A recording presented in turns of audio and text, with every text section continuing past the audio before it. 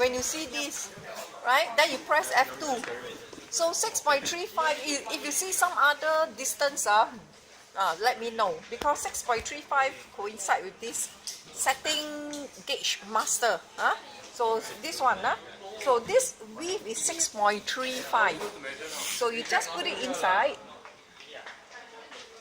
Okay, yeah, and then just 1, 2, 3, and 4. Okay, now if you see a D equals to something, means just now you didn't do it properly. So you F2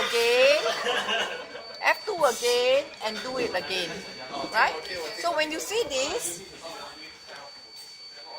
hey, what is that? Off and on again, off and on. On again. Okay, then 2 times, 1, 2. Right? So that means the datum, you see the datum sign? This is my datum, 0, 0. We don't need this anymore. So now the workpiece, now we are going to measure this one, E. Okay, measure E. Now E, we must register where is the lowest point, the diameter, the lowest point, and the highest point. Right? So once you got that, it will calculate like this one plus this one divided by 2, like what you did for the profile. Inside there is a macro program that will calculate. Once it knows lowest point, so it's E1 plus E2 divided by 2. Straight away give you the center. To do this, you can just straight away go in, right? Now this button is actually to help you to control. If I pull this out, means this is a bit stiff, then you can have better control, right? So now you just go in and just contact, bring it down, contact. The moment you see this display dotted line, oh, you see my finger, I hold on to it, I never let go. Let go, it swings back. So then you pull this up, alright?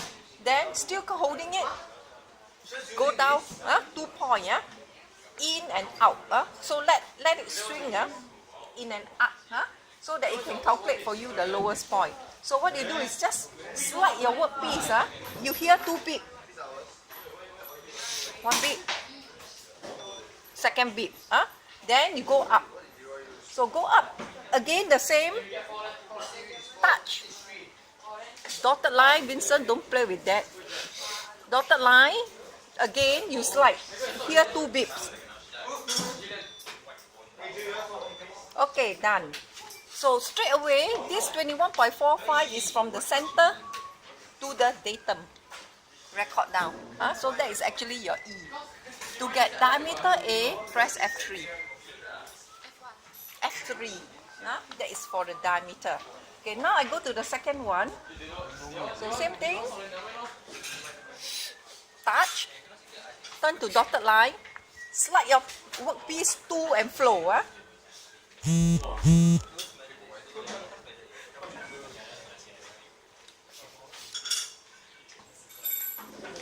So if you can't hear anything, that means do it again.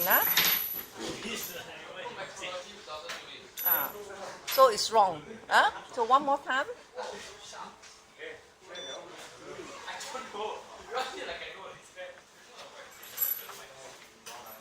Contact is no good.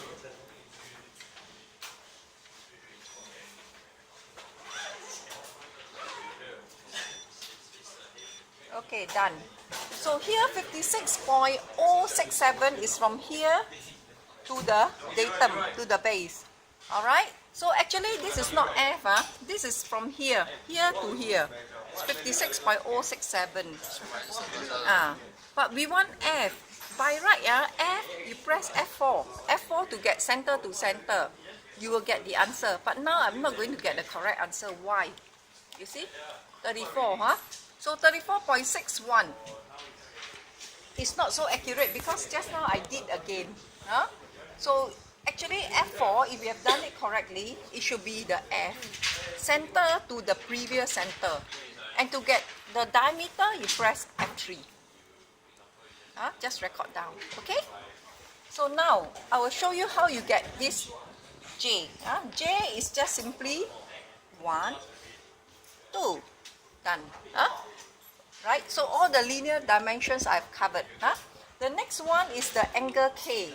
We are going to use what we call the sidebar. And this sidebar is given, you can see here, 100 is a 100 mm sidebar, meaning the center from here to here, this length is 100. For us to calculate later on using the sine formula. So we will assemble the workpiece like that, sitting here. And then we want to know, we want to stack slip gauges such that this thing is level. So that when we set here to here, the difference is 0. So now I will have a rough estimate of how high I have to lift it up. Look at here. Always try to aim for this same point, and along a straight line. So, and hold your piece like your workpiece together like that. Don't just move one or hold here. Move one, this thing will just topple down. So hold together, you can move together. 1, 2. Then we go to the other side. 1, 2. Find the difference. Difference is 6.218. That means I got to lift up 6.218. But then, this one, the slope is about 70, this length. And center to center is 100. So there is a certain relationship. 1 is to 0.7. So therefore, we multiply by 1.7. So whatever you see here, you must lift up by 6.218 times 1.7. So after that, again, you assemble a slip gauges. Then you do again 1 point, 2 point, 1 point, 2 point, F4, until you get, of course, ideally 0. If you cannot get 0, within plus minus 0.005, which is 5 micron, you can stop. Right? So let's say the last reading is 0.002, 2 micron, you can stop already, and it's a plus. So the last reading, you just 0.002.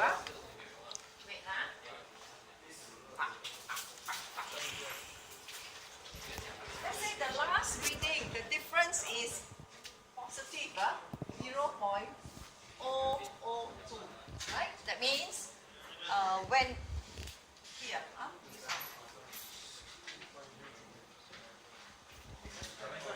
just a sketch.